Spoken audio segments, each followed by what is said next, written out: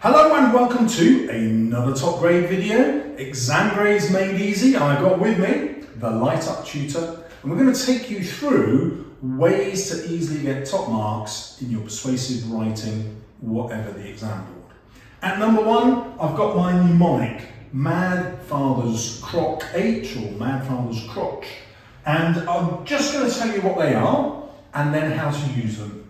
So I've got metaphor, anecdote, direct address, facts, alliteration, triplets, hyperbole, which means over-exaggeration, emotive language, rhetorical question, simile, contrasting pairs, where you deliberately contrast two opposite things, repetition, opinion, creating an enemy, where you show something as really negative, and H, humour. Now, the easiest way to use that is to just practice at random with a question, and what I say to my students is just write a sentence. The first sentence has to start with that, the second one has to start with that, and so on. When you then get into the exam, you can completely ignore that order, but you will have trained yourself in using these examples. There are, I think, 15 things, and so it's only 15 minutes to write your answer to the question as an exam practice. So it's a really easy habit to build up of using them, and as you get better, you'll find that you use more than one in each sentence, and so it's a really easy way to get much better at writing really quickly. Yeah, 100%. I think as well, when you go into the exam, a bit of a top tip and to be a bit more tactical, when you're writing out your plans, have Mad Fathers Croc H, and then also have the punctuation already written out, and you can literally tick it off as you go through your plan. The whole point of having the time allocated to this question, plan it, guys. Make sure you're planning it. Have this down. This helps you with the plan. Have the punctuation down so you know, okay, I'm ticking off my spag, I'm ticking off my persuasive techniques, which helps make my writing persuasive, because that is the whole point of having these acronyms and all these things to help you. Perfect.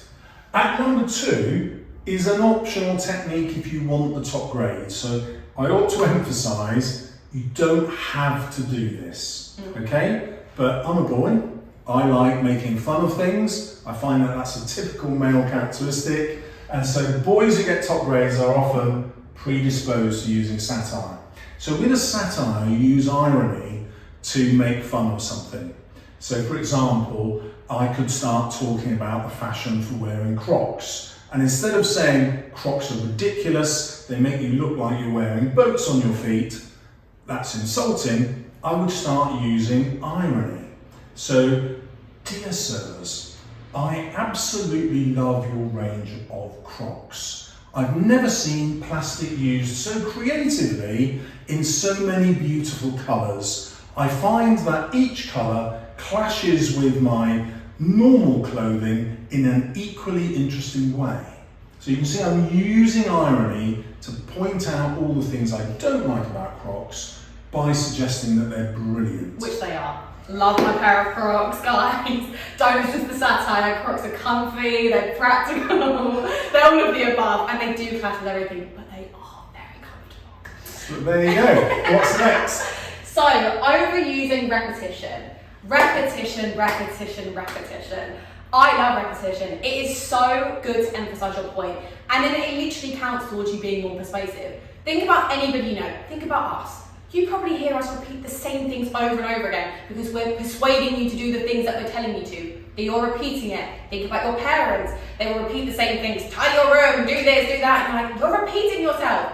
But that's how you persuade people, by repeating yourself. So you can have like a phrase, perhaps at the beginning that you use, and you repeat throughout, and then you put it in at the end, and it makes a cyclical structure.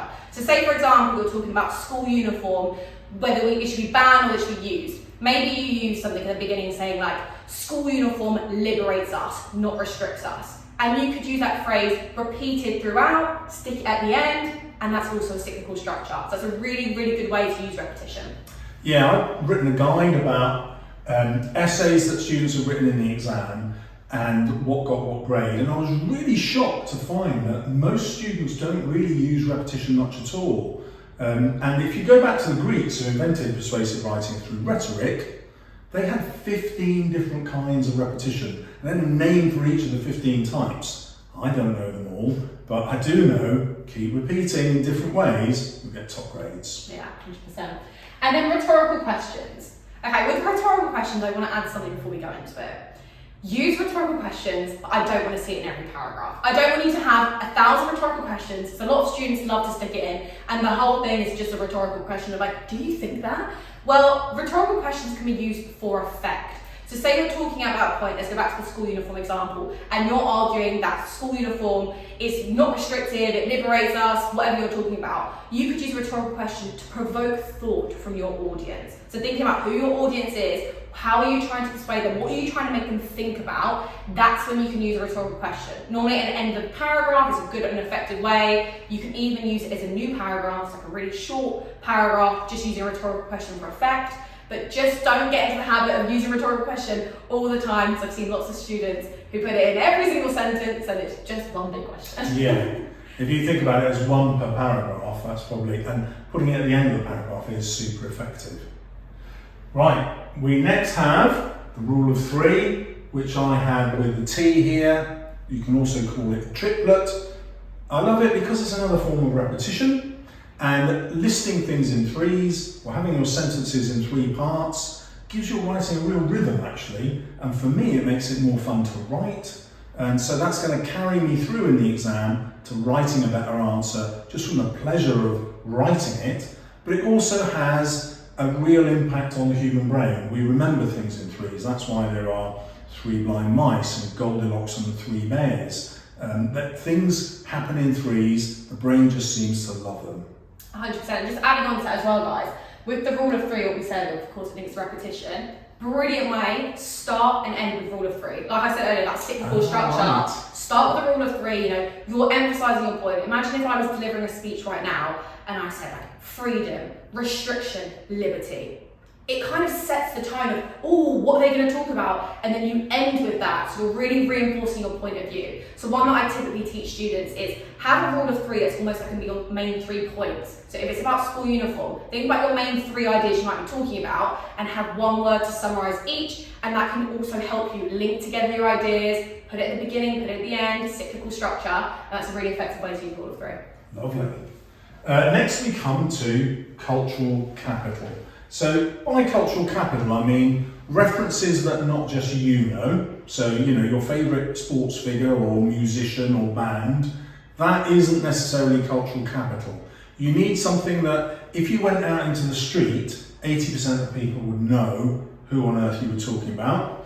And so we've got some examples here. You can choose any. Elon Musk, Bill Gates, Donald Trump, reality TV, everybody knows what that is, and a reliable source, which LightUp will talk about in a minute. Now, the advantage of these is that you can start throwing in references that make sense to your audience, that are topical, but they're also easy to adapt to any question. So Elon Musk, you can easily decide he's a hero or a villain. And I encourage my students to do like 10 minutes research. What does he call his kids? What are his companies named? What is SpaceX doing? Why is he digging tunnels under Los Angeles? What on earth does he want us to do going to Mars? It's fun to find out, and then it's really easy to apply those, either as he's a hero or he's a villain, to the argument that you're putting forward. Okay, and the last bit we've got in here is reliable source. So typically if we're quoting somebody, say again, we're going back to school uniform. If you want to give a quote, you want somebody who's supporting your point of view. If you're saying it's liberating or you're saying it's restricting, whatever your point of view is, don't just say, oh, Sarah said this. Give them some authority. Make them a reliable source who's backing up your opinion. So perhaps the head of education, the secretary or the minister of education, Sarah Davies said, and it just gives it extra weight. It makes it seem like you have thought about who is commenting. Just like with the Elon Musk, the Bill Gates, having somebody who has an opinion, who has a sense of authority, it's just an easy way to give your argument a bit more credibility. The one thing I'd say to watch out for there is I haven't included any statistics in Mad Fathers Croc, and the reason for that is it's really difficult as a 16-year-old to invent statistics that an adult will find convincing. So I used to teach using statistics, now I tell you not to. What's next? And the last one is wider society. So what I find a lot with what students do with persuasive writing, they're very focused on their opinion, which is great.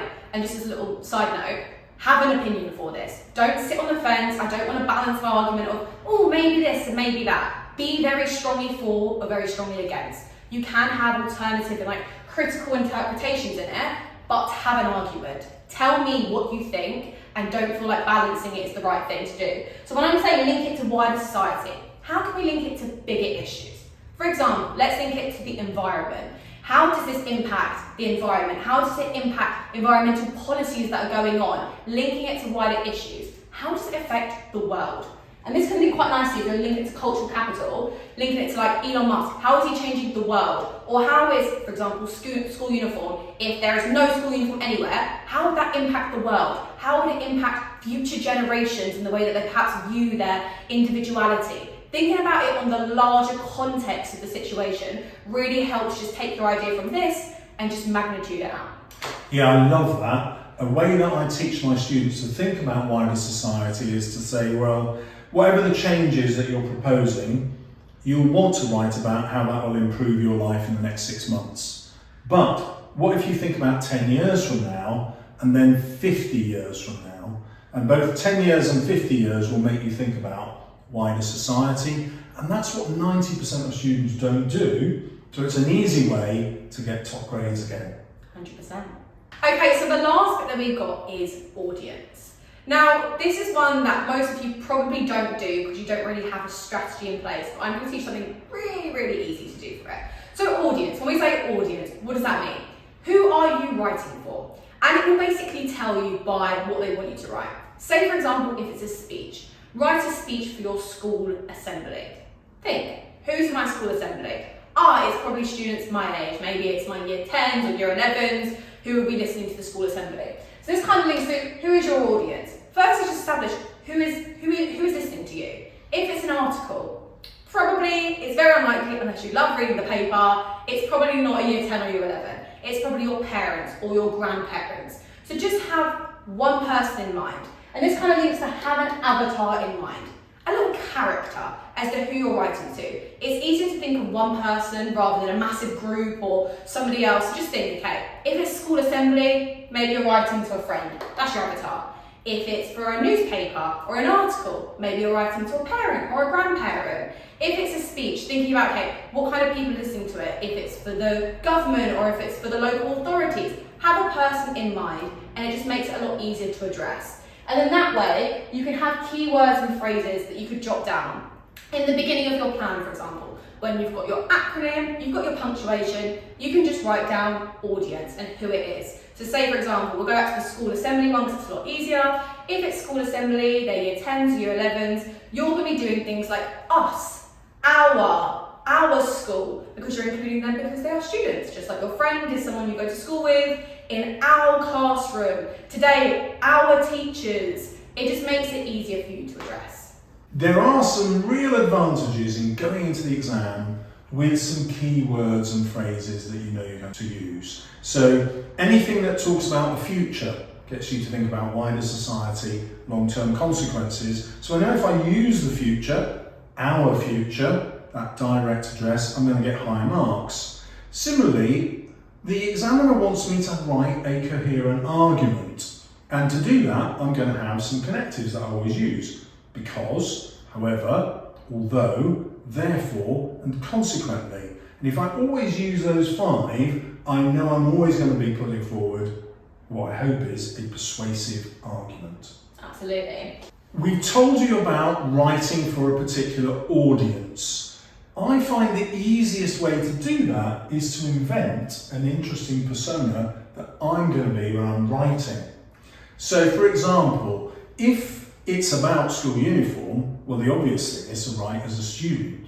But what if you wrote from the point of view of a head teacher or the chairperson of Marks and Spencer's who wants society to wear uniforms? And I won't say that in my essay, I won't say, as the chair of Marks and Spencer's, blah, blah, blah, but I'll have them in my head because they will have a completely different perspective to everyone else sitting the exam. So that makes the exam more fun for me to write, And it's also going to make the exam paper that I write much more fun for the examiner to read. And if they're having fun, they're going to give me higher marks. Definitely. Now, the next most useful video for you is the one we're making, and it's coming up next. How to revise for your English language. If you haven't done any revision yet, check out the LightupTutor. So